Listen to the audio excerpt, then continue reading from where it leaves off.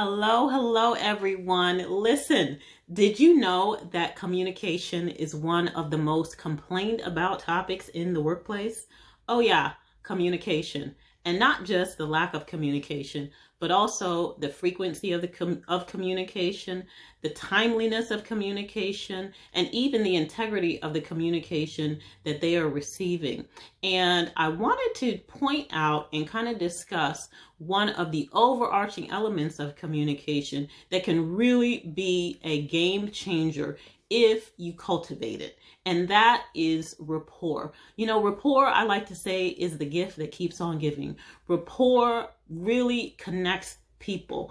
And I read a survey, actually two surveys recently, that indicated that 50% of the American workforce is either looking for a new job or wants to find a new job. And so in this age where everybody is disconnected, in this age where we are, more people are working from home and doing Zoom work and online work, people feel a sense of lack of connectedness. And so building rapport is not just beneficial to your company, your team, yourself, but it's also beneficial for the long term. And so I wanted to share 3 ways that you can cultivate or improve rapport in the workplace, improve connectedness in the workplace. But before I get to those 3 things, I want to highlight some of the benefits of building rapport with those you work with. The first is loyalty. If you're a company and you want to make sure that you keep great people, loyalty is key. Many people will stay in their jobs and forego a higher paying position because they like the company that they work for, they like the team that they work with, they like the supervisor that they have. They're willing to forego the extra money just because they enjoy the team that they work with and the company that they work with. The other one is trust. When you have a rapport with people, they trust you. They trust you and they are willing to actually initiate and come to you with conversation and with information that you might not otherwise be aware of. And the third is transparency. And enough cannot be said about transparency.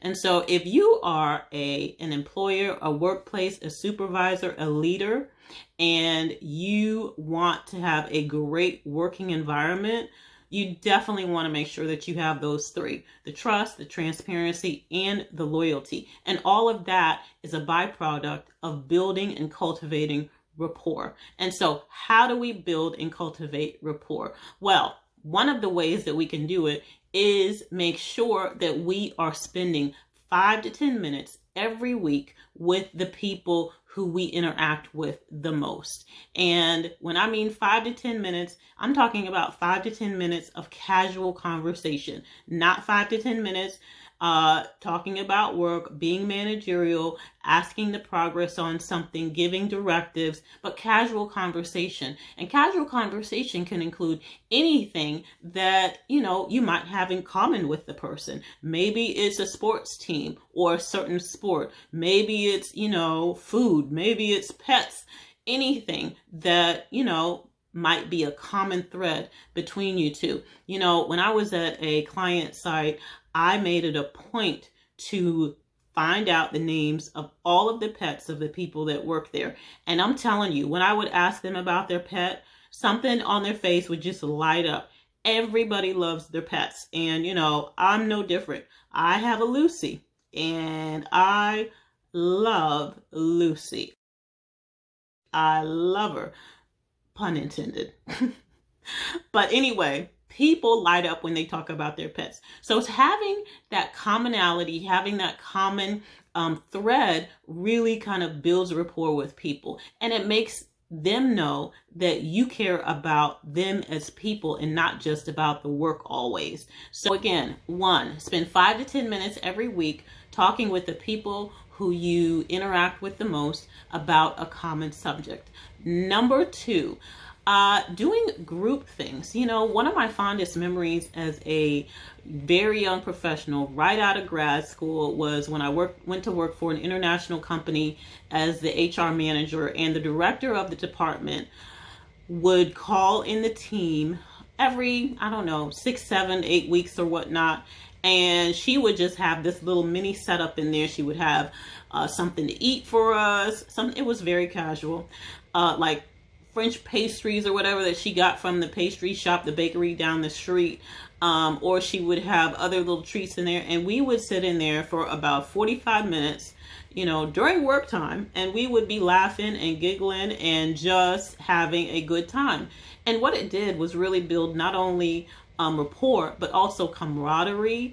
And it was also a team builder. I didn't even realize it at the time, but when I look back, it really made us stronger as a team and built a level of camaraderie. Because if you can laugh with somebody, listen, it really, I don't know what it is about laughter, but when you can laugh with people, it is a connector.